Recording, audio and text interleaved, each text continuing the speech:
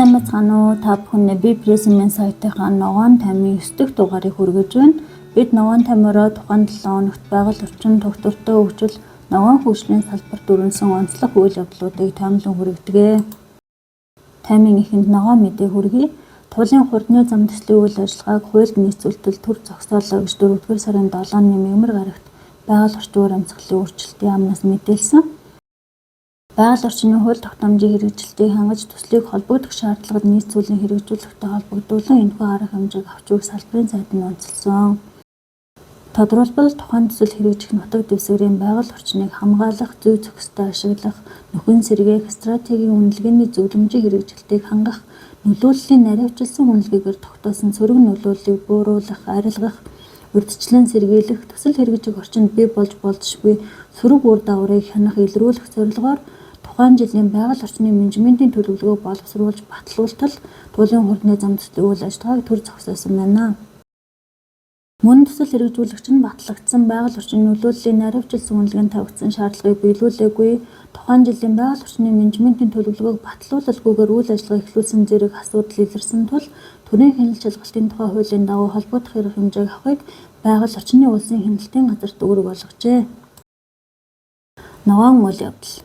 Зэрлэг амьтны нүүдлийн зүйлүүдийг хамгаалах конвенцийн талуудын 15 дугаар бахварал Бразил улсын Кампо Гранде хотно өнгөрсөн 3 дугаар сарын 23-наас 29-ний өдрүүдэд болжээ.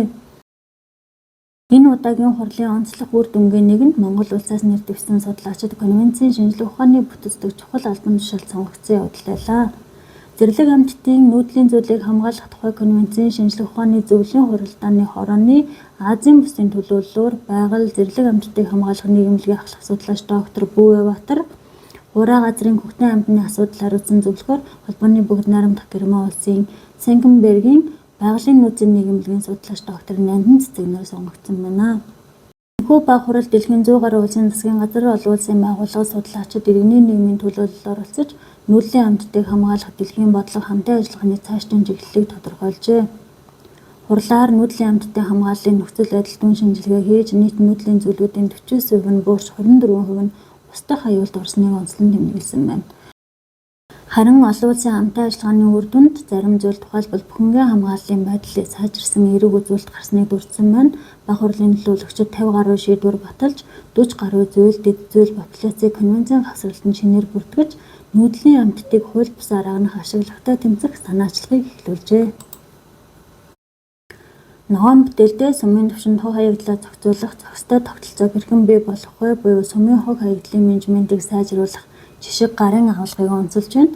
Энэхүү гарын агуулгыг экосум төрийн бас байгууллагаас орон нутагт хог хаягдлын менежментийг үр дүнтэй хэрэгжүүлэхэд шаардлагатай бодит загвар, шийдэл, зөвлөмж, байгаль орчны бохирдлыг бууруулах, доктортой хөгжлийг дэмжихэд туслах зорилгоор боловсруулсан байна. Сумын хог хаягдлын өнөөгийн нөхцөл байдалд үнэлгээ хийх аргачлал, тулгамдж буй асуудлыг тодорхойлох, түүнд суурилсан нөлөөллийн арга хэмжээг төлөвлөх, хэрэгжүүлэх чиглэлээр дэлгэрэнгүй зөвлөгөө гарын агуулгад тусгасан байна. Мөн орон нутгийн удирдлага холбогдох байгууллага иргэдийн оролцоог хангах, хог хаягдлыг бууруулах, ангилан ялгах, дахин боловсруулах тогтолцоог бүрдүүлэхэд чиглэсэн практик зөвлөмжүүдийг ч энэхүү гарын агуулгад нийтэлжээ. Ногоон гэрэл зурагтаа өвлийн хэрлэн гэрэл зургийг хүргэж байна. Эндийн нуруунаас их авч дорнод Монголын уудам талаар 1000 гаруй километр урссаар хийлд авч хөлн нуурт цутагдаг хэрлэн голын өвөл цагийн дүрх энэхүү зурагт харагдаж байна. Зурагт голын цаана бүтгэхэн үзэгдэж буй байгууламж бол хэрлэн голын эрэг дагуу оршдог хэрлэнгийн застав юм. Далайн нуурт хүрсэн хэрлэн гол амар мөрний нэгэн их болж Оросын холбооны улс бүгд найрамдах Хятад ард улсын нутгаар дамжин Агнуурын тэнгисээр Японы арлуудын хойд хэсэгт номхон далайд цутагдаг. Харин хэрлэн голд том жижиг 37 гол борих цутагдаг бөгөөд голын усны дэжээлийн 58-аас 64% нь хур борооны ус, 28-аас 34% нь уул хөрсний ус, 8-аас 11%-ийг хайлсан цасны ус эзэлдэг. Хэрлэн гол дагуу ус цагуурын харуулууд байрлаж байнгын ажиглалт хэмжилтийг тогтмол хийж ирсэн. Харуулуудын мэдээлэл тулгуурлаа олон жилийн дунджаар урсцыг тодорхойлоход Багнуур дүүрэг орчимд хамгийн их буюу 25.3 м³/секунд, Чингис хот орчимд 21.4 м³/секунд, Чой болсон хот орчимд 19.4 м³/секунд, бүгд найрамдах Хятад ард улсын Алтан эмээл хот орчимд 14.2 м³/секунд гэсэн тооцоо гарсан байдаг гэжээ. Ногоон дэлхий. Английн Bedfordshire мужид 400 жилийн дараа нэгэн менжний бүлийг амжилттай нутагшуулсан байна. Тэдний бүл эр эмхос болон 2 бяцхан нүдрээс бүрдэж байгаа ажээ. Евразийн менжнүүдийг экосистемийн инженер хэмээн тодорхойлдог бөгөөд усны далан барих чадвараараа байгаль орчныг сэргээж ган гачгийн эрсдлийг бууруулахад чухал үүрэг гүйцэтгэдэг гэж байгаль хамгааллын 99 дугаар байгууллага мэдгдсэн байна. 2 жилийн турш Нягт Нямбай бэлтгэлээж тусгайлан байгуулсан хамгаалалттай бусад тэдний амьдрах орчныг бүрдүүлсэн бөгөөд талбайг тохижуулахдаа хашаатай бүс байгуулж цөөрөн үүсгэн бургас тарж усны урсгалыг байгалийн хэв шинжид ортуулахын тулд шууд унуудыг дахин сэргээсэн гэжээ.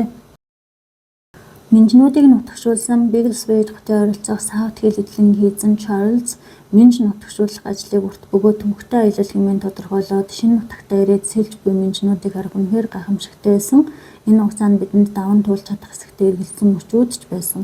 Гэвч өнөөдөр тэднийг байгальд суллаж чөлөөтэй сэлж буйг харах үнэхээр мартагдшгүй агшин байлаа гэж ярьжээ. Менжнүүдийн барьсан далан усны урсгалыг сааруулж усыг тогтоон барихад тусалдаг учраас үерийн эрсдлийг байгалийн аргаар сааруулахад хувь нэмрээ оруулах бөгөөд Английн хамгийн хураа бүсүүдийн нэг Bedfordshire онцгой ач холбогдолтой гэж мэргэжлийн байгууллагууд үзэж байна. Мөн менжний бүлийг цаашид зөвшөөрөгдсөн нөхцөлийн дагуу байнга хянаж ажиглана гэж BBC мэдээлжээ. Ногоон агаартай уламжлал ёсоор цагуур орчны шинжилгээний газраас гаргасан 4-р сарын 10-наас 21 хүртэлх 10 хоногийн цаг агаарыг урьдчилсан төлөвийг хүргэж байна. Ойрын өдрүүдэд нутгийн хойд хэсгээр хурд унтс орж салхитай сэрүүхэн байх үед цагуурын байгууллагаас анхааруулж байна. 4-р сарын 10-нд Монгол Алтан уулархаг нутаг халах голын хүндээгөөр 11-нд баруун болон Төвийн аймагуудын нутгийн зарим газар, зүүн аймагуудын нутгийн баруун хойд хэсгээр, 12-нд Ус нүүрийн хотгор Алтай хангаан уулархаг нутгаар, 13-нд Говийн бус нутгийн өмнөд хэсэг хангаан уулархаг нутгаар, 14-нд нутгийн хойд хэсгээр, 15-16 нутгийн зарим газраар, 17-нд баруун аймагуудын нутгийн зарим газар, Төвийн аймагуудын нутгийн баруун хойд хэсгээр, 18-нд зүүн аймагуудын нутгийн хойд хэсгээр бороо, нойтон цас орно.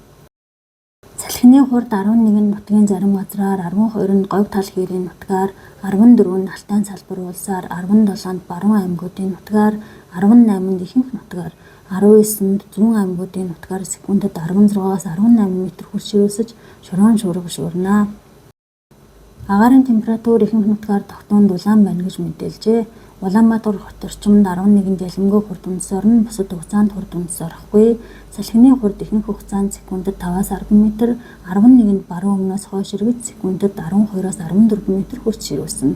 Агаарын температур шөнөдөө хасах 1-ээс хасах 6 хэм, өдөртөө нэмэх 7-оос нэмэх 12 хэмээн дулаан байна гэж цагуурын байгууллагаас мэдээллээ. Ингээд та бүхэндээ Бибресмийн сайтынхаа ногоон тамийн 9 дахь дугаарыг сонсдог хэлбэрээр хүргэлээ. Та эдгээр мэдээллийг Бибресмийн сайт болон Бибрес Монгол Facebook хуудасаас унших боломжтой.